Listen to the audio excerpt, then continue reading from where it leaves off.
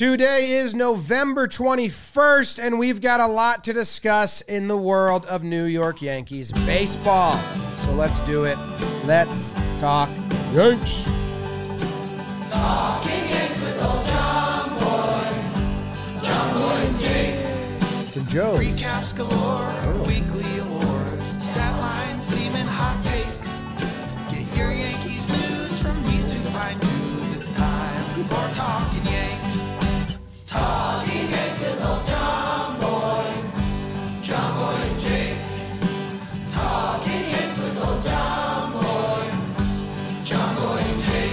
Hello and welcome to Talkin' Yanks.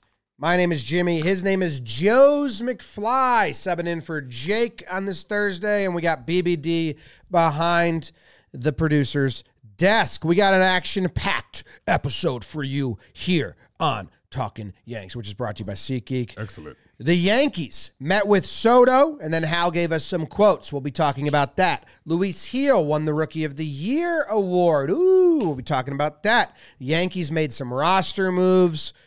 Do they matter? Do they not? The Rays are paying the Yanks $15 million, and Sterling's replacement has been hired. So that's everything we got. Some exciting stuff, some bookkeeping stuff here in the offseason. And most importantly, Joe's McFly joins, and your team, spoiler, lost to my team in Blitzball Battle 5. That is a most unfortunate thing for me. Yep. And now you're going to play in the play-in game against another 0-2 team. We don't know who that team is yet. It gets decided tonight.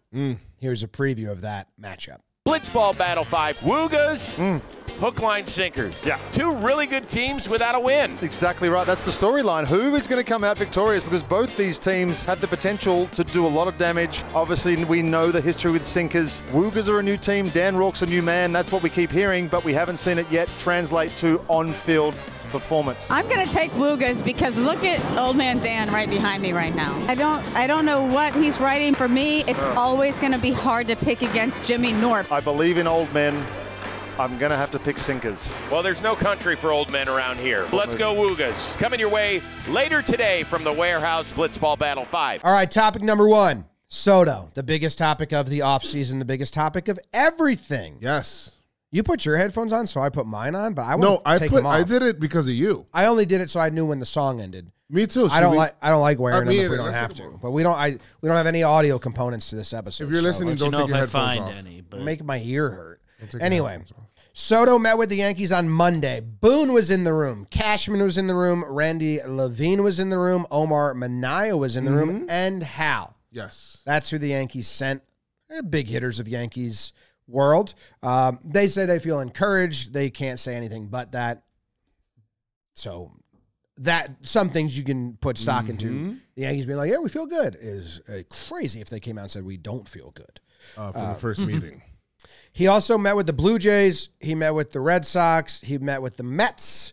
And he's going to meet with the Dodgers later this week. And the Phillies are expected to put a meeting on the books.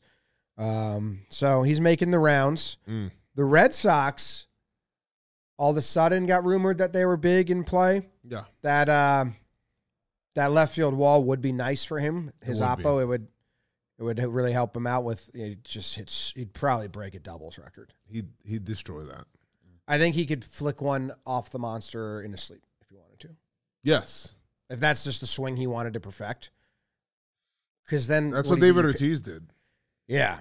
So the Red Sox, according to Sean McAdam, who was reporting on his Red Sox meeting, and then according to Hal's quotes, which we'll get into, Soto's asking the same things to everyone, it seems. Like, are you guys committed to winning?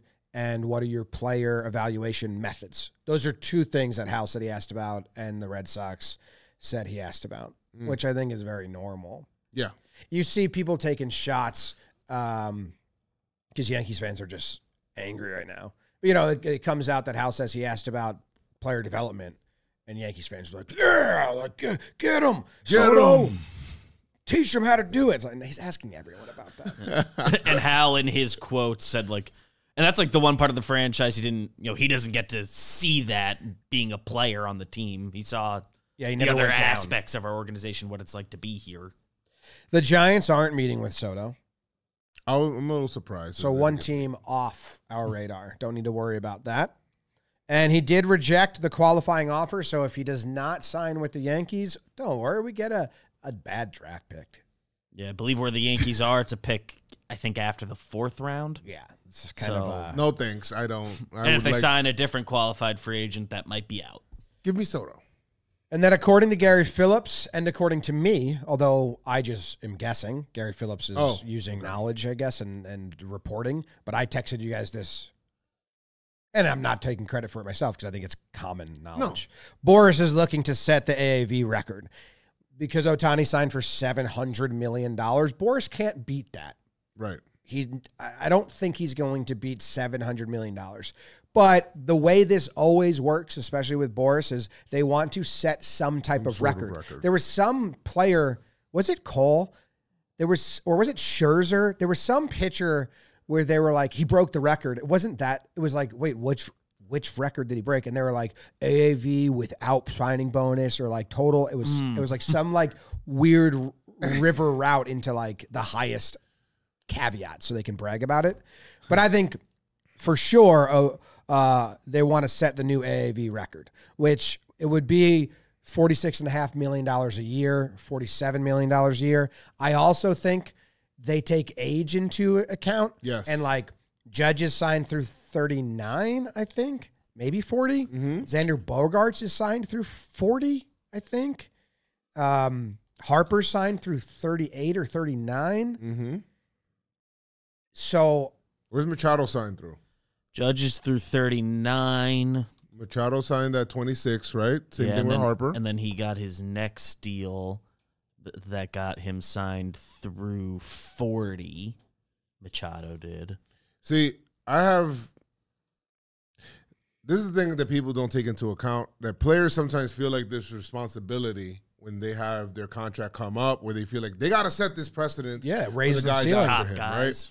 So Soto and, Josiah Gray talked about it, about like everybody in the baseball landscape is looking to see what Soto's going to do at his age. He's like the next Ted Williams kind of thing, how people talk about him. What's going to be his number? Because then people after that are going to be, obviously he affects the people in the future. So there's like a responsibility for that it's not just, this guy's just trying to have greed and get all the money he can. Of course that, he's trying to get all the money he can, but there's this like player thing where players feel like we need to get every dollar we can to set that line for everybody else that comes after us. Yes. So there's a couple metrics that I think they're chasing.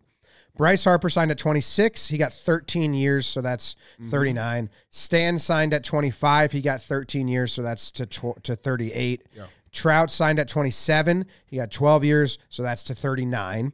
Mookie Betts signed at 28. He got 12 years, so that's till 40, right? Yeah. So Soto, I think 14 years is what you're looking at because he's 25. Just about, yep. And I think that they might want some team to push it to 15 if they want to get the AAV down. Well, fine, go get 15 years because now we can brag that I got a 15-year deal. That would be the only player in baseball that has a 15-year deal.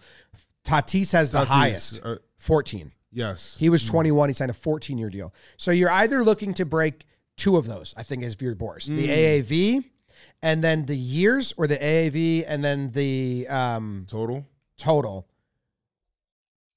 Or the age. Sign him through 40. Okay. Yes. Are you comfortable with going 15? I think he's young enough where I'm okay with it, with going, 15, 14, I don't know. We'll worry about that later on. The nature of baseball is you do these contracts for the first half. Yeah. And then the back half, you hope you get something. Yeah. Like Cole's contract, they signed for these first 5 years. They got a Cy Young award. He's pitched really well. They haven't come up with a championship. Yeah. But he pitched to his value in those first 5 years. In theory, you sign these deals hoping to get the excess value on the first half, 2/3 of the deal. Yes. Same thing with Judge. And, the Yankees have gotten their value with Judge, and now he looks like he's about to win a second MVP. Yeah. So So there was a proposal out there, or like a fake number or a real number about what the Mets are offering, and they're saying they're really going to go at it, which lined up, which what I think it's going to be. I forget what it was. So someone just put out the total number of salary. Mm-hmm. Where is this? I did like the math and tweeted. Yeah. Yep. So Hector Gomez, who sometimes Hector's accurate, other times he's just throwing stuff out there. And he was sharing what a friend Bayerga's. I quote tweeted this not to put any stock into the source, but to just say, like, this is how the math works. If the Mets are offering $660 million, that does add up, because I think he's searching for around 13 to 14 years, and he's searching for $47 million a year. $660 million is $47 million a year at 14 years. Now you've got the second longest contract. You're tied for longest with Fernando Tatis, and you have the highest AAV. That's what Boris is probably asking for. I don't know if the Mets are going to do that. My one fear about this offseason is that Boris says, I want to break this record and this record and this record. And Cohen just says, I want to announce my presence with authority. Yeah. And just says, fuck it. Let's break all three. Yeah. The other report is that Cohen said, whatever your highest offer is, I'll do $50 million more. Which doesn't mean shit, because Judge turned down $40 million more. Yeah, whatever the exact numbers were for Judge. Padres offered $40 million more. They ordered another year, $40 more mil. Yeah. He eventually got the Yankees to get to the number he was good with, and there's also didn't matter that the Padres second time that I hear this quote where Soto says, yes, the money, whatever, but it's not only about the money, which it's kind of hard to say. Like, there's a point probably in his mind where he gets to a certain number and is like, we get above that by a certain amount or whatever, or everything is almost kind of equal, or it feels kind of equal, and he's just going to choose where he's happier or where he feels like he's going to be happier. That being said, both teams are in New York, if we're just talking about Yankees Mets, right? So it's just what organization does he feel like he's going to be happier with? I think he's going to get his money anyway. So. Yeah. I mean, Judge didn't take the highest offer. Right. There's been a couple others. Who else did the Padres lose out to? They offered Trey Turner. Trey Turner I believe didn't take the highest offer. So there's been a good amount of players. Mm-hmm. It's just a threshold you have to hit. Yes. And then you get to choose your lifestyle. Yeah. So they just got to find that area. Let's talk about what Hal said, because he did give us some quotes. There's some quotes that money bag Hal. The quick PSA for anyone that rents. If you haven't heard of Built, you're about to thank me. Earning points on rent is now a reality when you pay your rent through Built. There's no cost to join Built. And as a member, you'll earn valuable points on rent and on your everyday spending. And then those Built points can be transferred to your favorite hotels, airlines, and even the ones you haven't heard of. There are over 500 airlines, and 700,000 hotels and properties around the world you can redeem your Built points towards. That's a lot of places. Points can also be redeemed towards a future rent payment. And unique experiences that only Built members can access. So start earning points on rent you're already paying by going to joinbuilt.com/Yanks. That's JOINBILT.com/Yanks. Make sure to use our URL so they know we sent you. Join built.com/Yanks to start earning points on your rent payments today. Quote that people like is, I've got ears. I know what's expected of me. Yes. He's hearing that people are saying you better bring him back. Well, he's heard it all season. Were people chanting? I know that Yankee fans were like, hey, we got to re-sign Judge.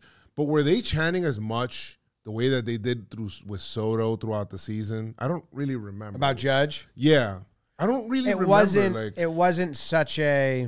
I think we were like assuming. The home run chase was happening. Yes. Yeah. And it was much more assumed because he was... The fear of losing Judge was never real, right? Besides that Heyman tweet. For 7 minutes, it was really... For 7 minutes, it was like, wait, what? But other than that, I don't think anyone thought it was anything. Okay. Because the fans like made it like at the stadium, everywhere, all over social media, my account, everywhere, everybody. Hey, and I do think that We want Soto. if they do sign Soto, if he doesn't go to the Mets who are offering a little more, if this does happen, trading for him was a really good move, even though he didn't win the World Series this year, because he got to get comfortable. He got to develop a relationship with teammates. He likes it here. So if that happens, it happens. Yeah. The qualifying op, we just talked about how it's not going to be a huge return or whatever for like pick wise, but you traded for him before the season, you get that pick too. You got the chance to give him a year head start on the pitch, see what it was like, know for sure if he does or doesn't like it here. All things we were saying a year ago. Yeah. Chances are is that pick won't be Juan Soto. But I just put that out there. Chances are. Here's another quote from Gary Phillips that Hal said. And I really think you need the question that was asked to share this quote, because there's context that's odd. I think I know what was asked, but he says, Hal's quote is, "We're in a better starting position than we were a year ago. There's no doubt about that." I think he means roster-wise, right? Yes, and probably not only roster-wise, but probably flexibility-wise with money. Yeah. Yeah. And then he says, "Look, year after year after year after year, payrolls similar to this year and the luxury taxes they produce are not sustainable, not feasible. And that's the case for the vast majority of owners and maybe all of the owners. Doesn't mean in any given year I can't do what I want to do. I mean, we've got the ability to sign any player we want to sign." You got to keep into context that they're at the owners' meeting, so they're talking about like big, broad subjects that cover the whole league, right? That's how I look at it. That quote is a shot at the CBA Yes. and the negotiations and the luxury tax, not trying to warn fans that this I'm not isn't gonna going to spend happen. money. Because the way, and that's why I really wish we knew the question, because the way I interpreted that and the way they're at the owners' meetings talking about luxury tax, it's like, look, this luxury tax is a bitch.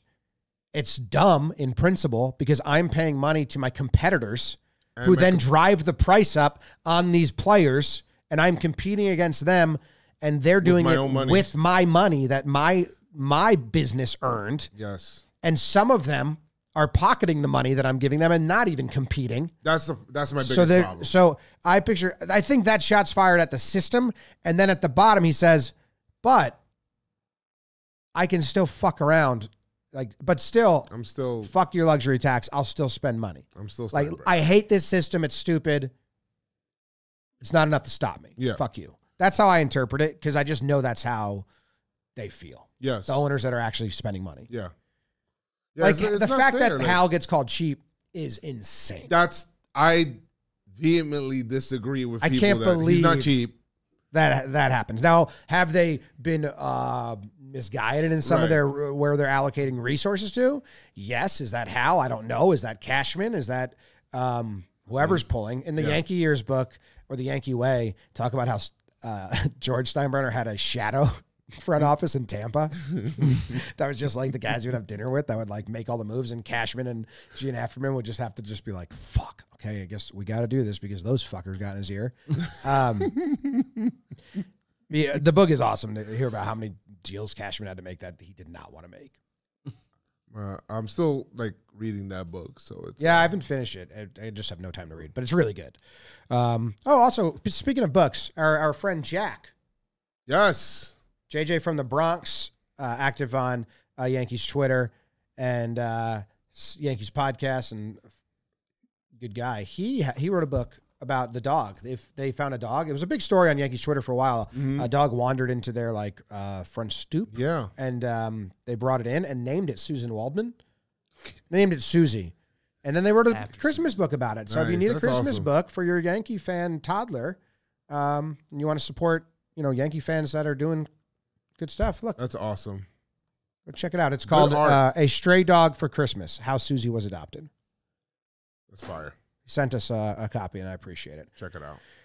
Yeah, so none of these Hal quotes. I mean, if anything, I like Hal saying he's going to compete, and there were some other quotes saying that like he's going to match Steve Cohen. Yeah, like he's like, I'm fine. We'll figure it out. Do you remember? I feel like the Yankees feel like a little like disrespected a little bit because you remember when Cashman was asked at the GM meetings, he's like, "How does it feel? You're going to be competing and against an owner that's richer than your owner," and then he just kind of chuckled like, "We're the Yankees, dude." Like, I think the Yankees are also looking at the money that a World Series run brought in, what the money that they missed out on the potential, like, hey, if we would have won, like merch. I think Jake and I were talking yesterday, like, where's the Yankee merch money right now, and what would it have been had they won? And like Yankees are looking at that, and they're like, let's get back to being the Yankees, man. Let's get back to being the Yankees. Let's secure the bag. It's fine. We'll bring in Soto. We make the most money out of every team here. So let's go ahead and just make more. Why not? World Series runs do that. We sell winning, so let's win. Steinbrenner also said, we listened to our fans. Our fans really enjoyed having him in New York. He's definitely a significant part of why we got to the World Series. They do listen to their fans, I think. He listens to Talkin Yanks. DJ LeMahieu's contract was a fan-listened contract that I don't think went well. Yeah. Yeah. To be fair, he was really good in 2019. He was. And at the time when he signed it, we all thought like, oh, that's a pretty team-friendly contract. I was one of those fans. Me too. I was saying, yeah, get him. You're not the Yankees if you don't go get this guy. He's a 2-time MVP. I think that they kind of knew better because a lot of people that were in the analytics and stuff were like, we got the best possible 2 years out of him. Yeah. Anyway, yeah. Soto is somewhat ahead of schedule. Like, this hasn't been on my radar at all. I've been like, every now and then I see tweets from, our guy Max, who does Talkin Yanks at his own socials. Yeah. And And I'm we like, just whoa. talk around the office. Talk around that, like, whoa, you're in it. Like, I'm not, I until Hal's quotes, I haven't been following or putting like into anything. Yes. I think it's been doing it for so many years that in my brain, anything before the winter meetings is fucking nothing. I agree with you 100%. Can't get caught in the emotions of it. Who signed I just haven't been thinking about it in any way. This is and I'm also going on vacation soon, so I know I'm going to be like away from the. We've had stuff going on riffraff. too. Warehouse, but I think he signs at winter meetings. I think Boris wants to do his fucking thing where he stands by the big Christmas tree and he gives a whole speech. I think Boris needs a big win after last year. Oh yeah, so he wants to go get $47 million AAV or get his 14-year deal, and then he wants to parade around the lobby of winter meetings because last year he didn't do that, and he's always been holding out. I think Boris wants to. He wants to restore. He wants to restore the belief in who he is within his guys too, because Montgomery wasn't happy. No. Jordan, Yeah. Like a lot of the guys were not too happy with what happened last year. So like. And he's got other Bregman, guys. He's got Alonso. yeah. He's got Bregman. He's got other guys that he got to get Soto done and move on. Oh yeah. And usually when he has, the top guys, like with some exceptions, he'll usually get those done around then anyway. And Soto, there seems to be an extra like, okay, this year, like, can't mess around. Like, we got to get it done at least during that. Everything looks like. We'll see how it all shakes out. But Indeed. I feel good about it, Yeah, me too. but who knows? I don't know until you get to the people have the second meetings, then that's when like real news starts to come out. Yeah, nothing happens in these meetings. When people said that the offer, I'm like, nobody's making an offer in the initial meetings. Like No, and who if the does Mets that? did, that comes off pretty. Well, they're desperate. They're going to go do it. They should do everything. Like if I'm a Mets fan, I'm happy that they said, "Hey, whatever you get, we'll add 50." But the Yankees never. They always don't talk about money at all in this situation. It's just a feeling out and questions and all that shit. especially with a guy that was theirs and they know. Like Money is maybe they talked about structure a little. And in the book, Andy Martino's book, shout out, Yankee Way. I always want to say Yankee Years. That's Joe Torre's book, right? Yeah. Yankee Way. I just read the section where about signing guys, and Cashman was like, at some point, they also need to want to play for us. Yeah. Otherwise, we got to move on. When Bernie Williams was a free agent, they moved on, and they signed Albert Bell. They had it like 99% done and Bernie was then going to To the Red Sox. Well, and then the Orioles snaked in at the very last second and offered Bell more money. And he then switched, went to the Orioles. And when Bernie, they didn't then go running to Bernie. When Bernie saw that now it was open, because he was like, oh, fuck, the Yankees moved on without me. And Cash was like, yeah, dude, like, we told you this was our offer and all we could do, and you didn't take it. So we had to keep going. And then Bernie saw that I believe it was Bell, fell through, and he went back, and he took way less money. Bell would have been to stay with the Yankees. Insane with the Yankees. Yeah. And then the other interesting nugget from that book is Cashman had Vladimir Guerrero Jr. signed. Had it done. Vlad Guerrero. Senior. Yeah. Yes. I'm just so used to saying junior. Yeah. He had Vlad Sr. signed. That would have been after awesome. 2003. You would have got him for his prime years. I would have. He went to the that. Angels and went in the Hall of Fame with the Angels cap on. He would have been a Yankee. And Steinbrenner knew Gary Sheffield because they were both living in Tampa and they were friendly. And George said, no, don't undo the Vlad deal. We're getting Sheffield instead. Sheffield was a good Yankee. Sheffield was a good Yankee, but Vlad was Vlad. Yeah. Yeah. Very interesting insight. Really awesome book, especially if you have this offseason and you need to start reading. Vlad Guerrero. Could you I got imagine? a 15-hour flight coming up. As long as those kids finish that off. Read that book. You like audiobooks? I do sometimes. Okay. I like the Kindle because I can read in bed at night Okay. and I don't have to put a light on. I never thought I'd be a Kindle guy because I always liked the physical touch of it. You get to have so many more books and it's lighter. I know. That's the thing. True. Yeah. I believe, circling back on what Bernie's numbers were, according to this Bleacher Report article, the Red Sox offer was 7 for 91.5, which this is 1998 money. So, Yep. And then I believe the final deal he got from the Yankees that he came back and took was 5 for 60. It might have went up. And I think it went up. A little bit. I think it went up because Or that was the offer before he came back. look, I got There's a lot of wiggle room there.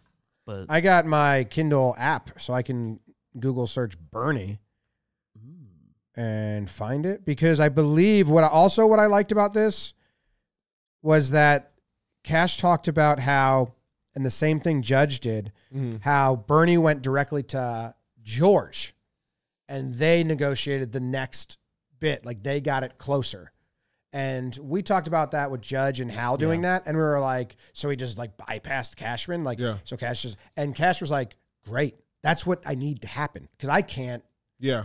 I can't say no. So if the player really wants to come and he goes to the owner and then the owner does it, Cash was like, that's what my goal is to get to when it gets tough is to get them to just get together. You remember A-Rod? These kind of deals, it's like. I remember A-Rod did the same thing. Like he went directly to ownership and said, let's get this deal done. Yes. On these types of it is an ownership decision. It is. I mean, a deal that big. The GM wants the good player. And until they go to the owner, is cleared to spend this amount. Yeah. This is the quote That's what Cashman needs to happen. This is the quote from the book. So Steinbrenner upped the offer to Bernie by nearly 50% to $87.5 million. So they were at. So it did get pretty close. Yeah. Did get close, but it was still less money. And Cashman said when the Albert Bell thing blew up, Bernie made a call to George. He obviously was starting at a contract with the Red Sox. He was staring at a contract with the Red Sox, and he wanted to be a Yankee. I think Bernie got involved and realized that the negotiation was pushed to the brink to the point where we were walking away from the table. He got back involved and took control of his negotiation and got a deal done directly with George. That was good because ultimately that's what we all wanted was for Bernie to be a Yankee. So I think what Cashman is saying is when it gets to the point where it's not Cashman and the agent talking and ultimately the player just goes to the owner. Yeah. He's like, great. And I understand that too. So that's what Judge did with Hal. And Hal has a quote that says he wants his relationship with Soto to be the same as Judge and Cole's relationship with Hal. So that door's open, Juan. I mean, that's Tell big. Boris, shh. Yeah. I'll just go to Hal. Yeah. I like that. All right, let's take a quick breather and then more coming up. Short guys, listen up. Tall guys, listen up and be a pal for your short guys. Under 5'10" makes modern basics for shorter dudes, including jeans, chinos, joggers, button-down shirts, hoodies, tees, and more, all at great prices. Jake and I very much enjoy wearing under 5'10". The pants was the first time I was like, oh my goodness, I've been wearing the wrong pants. The button downs as well, because they kind of like, they're not too long. You can untuck them. You can tuck them in. They're kind of, it just makes sense. Some of their newest items include super soft joggers, ultra stretchy casual pants, and long sleeve t-shirts. As I said, I am under 5'10", and I wear under 5'10". So if you're a shorter guy that is looking for stylish and comfortable clothes that actually fit, under 5'10" is your solution. Little sneak. Trevor Plouffe wears under 5'10" joggers in the warehouse because he just has the high socks look in Blitzwell Battle. Those are under 5'10". So it looks like he pulled his pants up to show the socks, but they just would never really reach his ankles. As a special promo for our viewers, they provided a $10 off coupon for you to give them a try. Hit the link in the description to see our favorites, and the offer will pop right up for you. Luis Gil, your Rookie of the Year winner.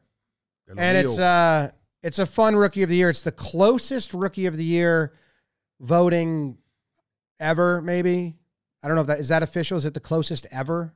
In the AL, I believe that is official. Because he won by 5 points. It's the second closest to when Matsui lost to Angel Baroa by 4 points in 2003. That's what we should have in the AL. The Yankees don't receive a player performance index, whatever that is, pick, like a comp pick for because he had a lot of service time. He actually has the most service time that any Rookie of the Year has ever had that won it. I feel like you can only, this Rookie of the Year is an award that you can only win once. I think if you win it, you should get that pick. Well, you can only win it once. Right.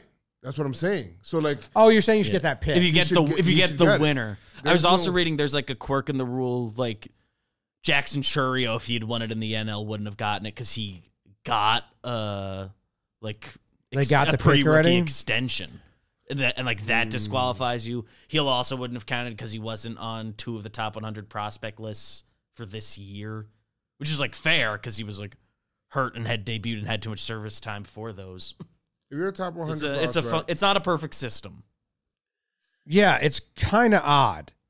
There wasn't a runaway, so I get that. Well, the system is still new, so maybe they'll change things. But Austin Wells got 0 first place votes. He got 3 second place votes and 8 third place votes. It was a 2-person race between Luis Gil and Colton Cowser. Gil got more first place votes. Colton Cowser got more second place votes and more third place votes. And I think what it breaks down to is for Luis Gil, did he pitch enough innings and was he good enough? Like, I think some people just didn't even, I think that goes to Austin Wells too. Like, he didn't have enough plate appearances for certain voters. And then for other voters, they saw the value of a starting pitcher. Yeah. And what Gil did while Cole was gone for the Yankees. Mm-hmm. And it's a little like narrative driven in a way, but congrats to Luis Gil. Yeah. Mason Miller, low-key kind of determined the, he got 1 vote and so did Cade Smith. Those are first place votes. So that kind of could have turned the tide there one way or another if it would have went to one or the other player. Oh, well, if it would have went to Cowser. So I don't know exactly how the points work, but I'm sure that didn't help Cowser's case. But some of the votes, the guy who voted for Miller, like Miller got 1 first place vote, and it's the Oakland beat reporter. Yeah, that always kind of like, and this is why they see him the most. It happens like, but this is why playing in New York is tough. Brian Hoke didn't even have Wells on his top 3. He must have not thought the plate appearances were there. He had Gil there, no? Wells he didn't have at all. Okay. He had Gil number 1. Cuddy had Cowser number 1. Which I'm not mad at either of them. I'm saying they're, but especially in this race, you always look around and you're like, some of these guys just get the hometown vote. I will say the 1 first place vote Cade Smith got, I believe, was from a Detroit writer, so at least that wasn't one of them. Yeah, in division. In division, you'll get a little more credit there. Get some respect. It's It's about how kinda- you seen him. It's kind of odd. It's a really interesting vote. I wanted to look at the history of the Yankees and Rookie of the Year. And I just did a lot of trivia for you. Okay. It's hard, so don't feel bad when you don't get it. Okay. Okay? Since 2000, how many Yankees have gotten a Rookie of the Year vote? A vote? Yeah. My guess would they lead the AL in this department. Okay. But I have no idea. But for a team that isn't thought of as These are different developing players. rookie, different you can't get votes twice. Like in the Talkin Yanks era, there's only been like 1 or 2 years that they didn't have a player get votes. Okay, so let's start. You said from 2000. From So 2000. let's go. Matsui should be on the list, obviously. Came in second, and we just read that from Yes. He got first place votes. Cano there? Cano also got second place in 2005. Yes. Let's look. Was Jabba there? Jabba, he's a little bit of he got one vote, but he's there, so you get Yes. him. He got one vote, tied for 8th. Came up late in that. This is a interesting game. I like this. Let me see. Who else would be there? Let's go with Evan Longoria won. Oh, Gary Sanchez. Yes. Gary Sanchez got second place. So, Almost won with like yeah, Matsui, Cano, and Gary all got second place. Jabba got one vote in 2008. Evan Longoria won that year. I'm going to, if anyone's interested, who beat out Matsui? You can keep Angel thinking. Baroa. Oh, yeah, we just said that. Who beat out Cano in 2005? It was Houston Street Oh yeah. Oh, yeah, he was good. by a lot. He got 69% of the share. Yeah. Cano got 41. And then Gary was 2016. Got beat out Michael by Fulmer. Fulmer, Who I think was the last. 95% share. I think he's the last starting pitcher that got Rookie of the Year before Heel just ended that. Let me see. How many other people are left? Well, yeah, originally I was just not telling you to guess the names, but just the number of how many. Oh, the number. Yeah. Okay. So you've gotten 1, 2, 3, 4, and then Heel would be 5 in 24 Judge. years. Let me see. Judge got first. Did Glaber get first place votes? It's just votes, not first place votes. Oh, just votes. Just votes. Yeah. Like Jabba didn't get a first Jabba place. got one third place vote. Oh. Got him. Okay. Would Phil Hughes on that list? No, he didn't get any. No, Betances didn't get. Just it's 24 years, right? And you got 1, 2, 3, 4, 5, 6 in 24 years. You've said how many do you think the total number is? I think maybe the total number is somewhere around 13. A genius. 13 players in the last 24 years have gotten Rookie of the Year votes, or last 25 years, would it be? I was gonna say including 2000. I was gonna sit here and try to name one. Andujar's on there. Oh, Yeah. Andujar should be there. Yep, Yeah. Andujar is the He other coulda second won. place. That's every second place vote getter. Andujar lost to Ohtani. Yeah. Gary Sanchez lost to Fulmer. Cano and Matsui got second place. Now there's been 3 that got third place. That finished third place. In 2001, they had a third place finisher. In 2014, they had a third place finisher. And in 2018, they had 2001. 2001. They had a Wasn't he- third place finisher.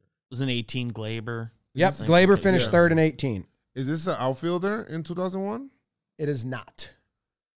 So then it's Soriano? Soriano, Yeah. third place votes in 2001. I think thought he Volpe came up got one earlier. I third guess he still place kept vote his last rookie year. eligibility. What's that? I said I thought he came up earlier because I remember he got a ring. He apparently got a ring with the Yankees. He got third place votes. Only 4 guys got votes that year. Okay. Maybe they changed the system. Suzuki won, then Sabathia second, then Soriano. Okay, so you said Volpe. He got 1 vote last year. You got Glaber. He came in 3rd in 2018. You're missing in 2011. They had someone finish 4th. And in 2014, they had 2 guys, 3rd and 5th. 2014. 2011. Who the hell was on the team? Like Ivan Nova get on one of these. Nova finished Nova, 4th. Yep. And Kind of like guys who like would have gotten a year to do stuff. Tanaka. Yes. Yeah. Tricky. Tanaka finished 5th. There's someone that finished 3rd in 2014. And that's the last one. Who's the other guy? This is, I don't know. Let me see. He's a friend of yours. Friend of mine. Yeah. Oh. Severino. No? That'd be 2015. 15, yeah. Oh. And I don't think he, He's taller than you. yeah.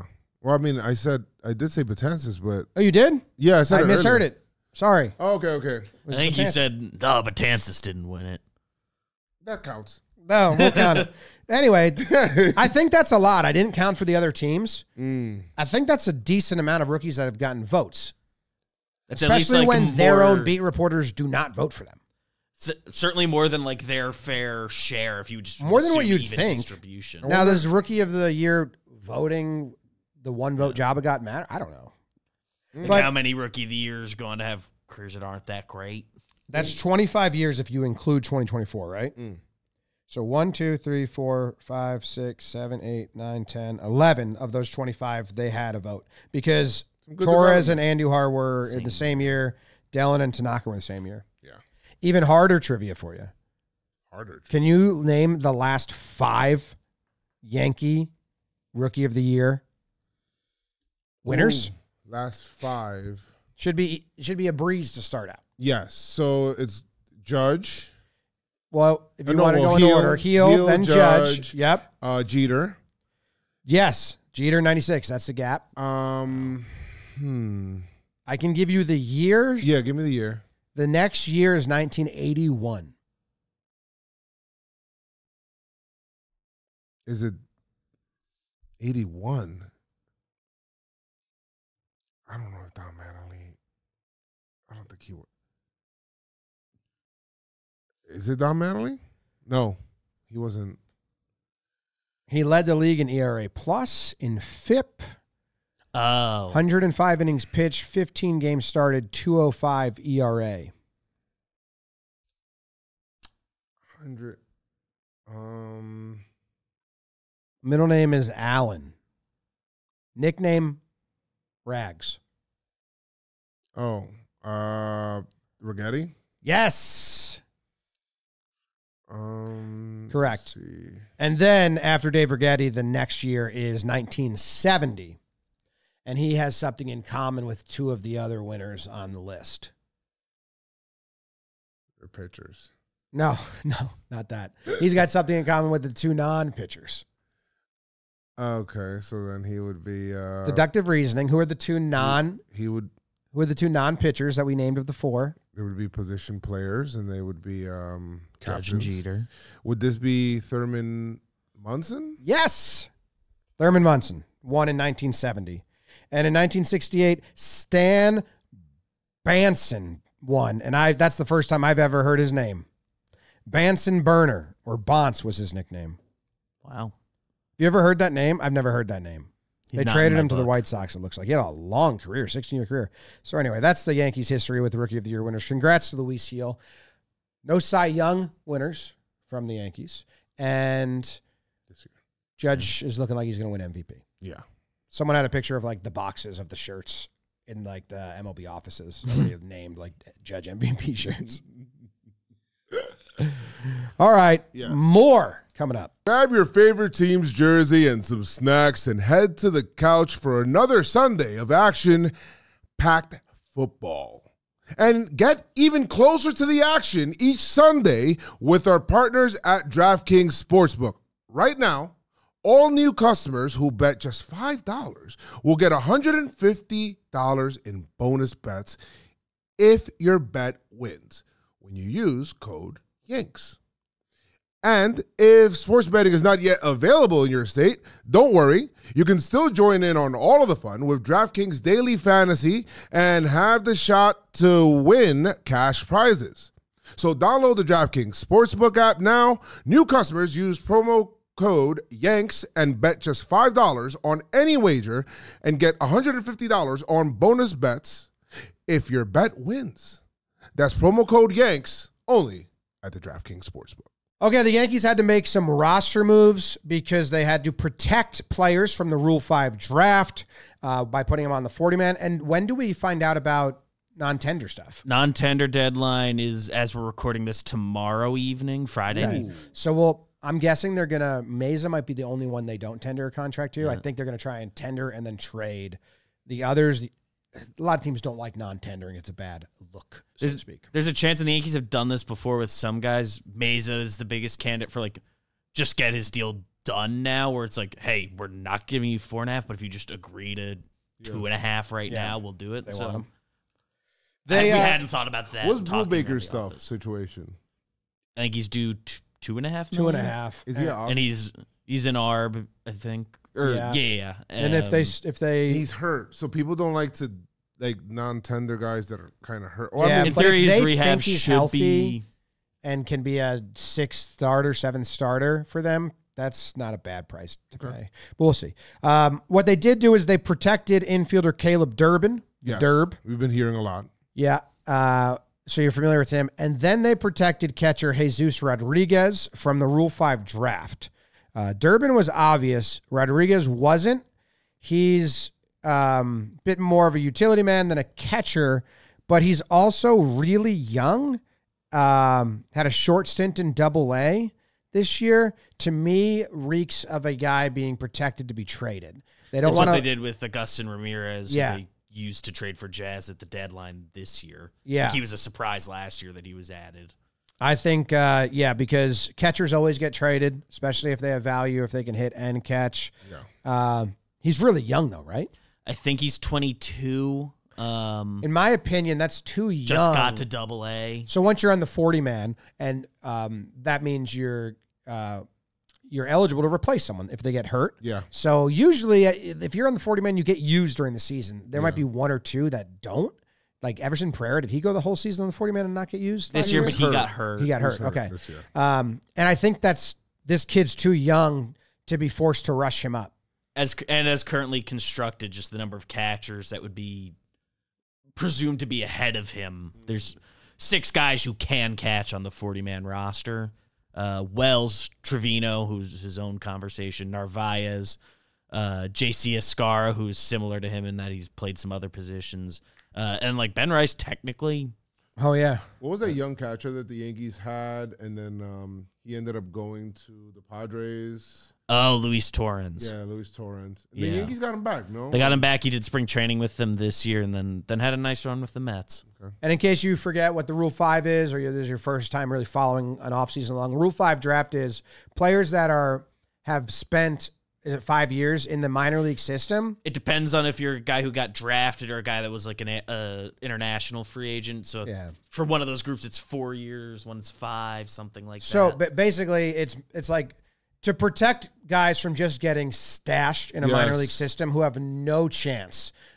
Think about if you're a right fielder for the Yankees and they have Judge for 10 years, you're probably never going to get that shot. So if you spend this amount of time in the minors and you never make the 40-man roster, any other team can just pluck you and say, you're ours now. The caveat is they have to keep you on the 26-man roster for a full season.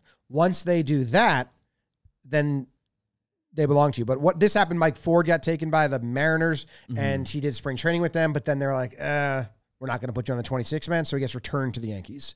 Johnny Loaizaga got plucked by the Padres, was it? Someone, and then they didn't put him on the 26-man, so he got returned. This is how the Yankees lost Whitlock to the Red Sox, and people are upset because there was, who's the guy they didn't protect that everyone said as a pitcher, Mauricio. Oh, no, Zach Messenger. They did not protect Zach Messenger.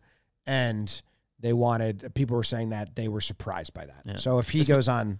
Especially with what those rules being, how the Rule 5 draft works, you have to keep him on the roster all year.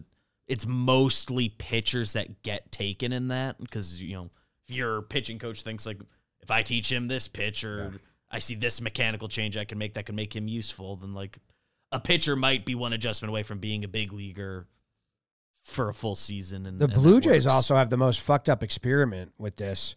What was that kid's name? Elvis something? Yes, Elvis Peguero. I always forget if it's him. Or was it Elvis Luciano? There's two young Elvises. They took this kid, Elvis Luciano, in the Rule 5 draft. He was 19 years old, and they were like, we're not competing this year, so we're going to keep him in our bullpen all year. But he got service time, no? But they totally limited his development. They never really. Torrens got, like, ultimately screwed by it too. Like, in the short term, yes, it does guarantee them a year of service time and major league paychecks and all that. So, like, he was 19 years old. He pitched very sporadically. Like, in March and April, they used him. May, they used him. Maybe they faked an injury July through August, or they just didn't pitch him. But then he became their player. He's still in their system. And last year he was out of their system. He never cracked the major league roster again. He went to Double-A in 2021 and 2022. And it was kind of like, that's really shitty for him. You just toyed with his career. Stashing somebody on a major league roster is like nasty work. That's even worse than stashing a 19-year-old on a major league roster and not even getting. At least play him then. They did for a little. Because even on a team that, like, wasn't going for it, like, there's still a level you have to reach to be able to, like, trust him to pitch major league innings, and he did not really meet that for him. He got 33 innings over the course of being on the active roster, basically the full season. Yeah. Last year, 2023 Rule 5 draft, 3 Yankees minor league pitchers were taken among the 10 players selected in the major league phase. Yankees lose guys a lot. Yankees lose a lot of guys. Mitch Spence, Matt Sauer, and Carson Coleman. I think Sauer and Coleman came back. Did Mitch Spence not come back? I think Mitch Spence stayed with Oakland. So, Yanks always lose guys. We'll probably lose at least one of those pitchers, and most Rule 5 guys end up coming back. Right. Yeah. All righty. Some quick notes for you on the way out. Rays will be playing their home games at George Steinbrenner Field, and they will be paying the Yankees $15 million to do that. So the Yankees players they're gonna love it because it's closer to their home than St. Pete, and they can probably just stay in their houses that they have there. They might hate having to go to the visitors' clubhouse in their home ballpark. Like, I want to go to the visitors' clubhouse. I'm guessing the Rays are going to use the assume home. The two times they got to go there. The players, okay. The players, Yes. the Rays will use the home. Rays players. But then when the Yankees go back, they have to do the visitors' clubhouse. Hopefully, it's nice amenities for both teams. I got a ton of trouble when I said this about the Stockton situation. I am so interested in going and watching the Yankees playing real games there and getting outfield tickets and watching Stan hit balls out of George Steinbrenner Field where there's no stopping it. Like when he clears the outfield crowd, it just goes. You want to go to a game? Not many places you can see a ball complete its full arc and like a monster shot, like a 410-foot homer, and you see it like land and roll down the grass. Do you want to? But when I said that about Stockton, people said I supported Jeff Fisher, who I don't. Been pretty brutal to that guy since I started talking into a mic. Right. But since before, I'm more interested in going down for a series now than I was going to the Trop. Yeah. And the Yankees get $15 million out of it, so that's awesome. Few of the factors that went into the decision, because there's a few, complexes in the area. Phillies have their complex there. Blue Jays have theirs there. Yankees, I believe, last offseason redid a lot of their facilities, so they were the most up to date and all of that. They support night games the best, I think. I think it supports night games the best. It has a good capacity for a crowd compared to those stadiums, and they neighbor the Buccaneers Stadium, so there's a big parking lot. Yeah. And also Steinbrenner owns Tampa. Yeah. So that's that. And then they replaced John Sterling with Dave Sims, who's been the Mariners TV play-by-play man. He worked for WFAN in the 80s, 90s. Got family in the New York area, so he's excited to come back. He'll be working with Susan Waldman. Very Shout good out. announcer. He's awesome. Like I have done breakdowns of the Mariners before where I say, hey, he'll say it better than me, and I just play his audio. He's awesome. He's been doing some interviews. I don't know if we're able to, in January, be a good episode if we can just like chat with him and get him on. I don't know. I'd love to build a relationship with him. I know he follows us because I don't think anyone's been anything but complimentary. Yeah. He's fun.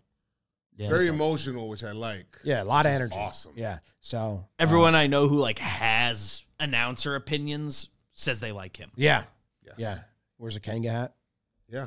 Those. Why don't you wear those? You'd love I'll try those. one. Okay. Joe's will try one. Thanks for coming on the show.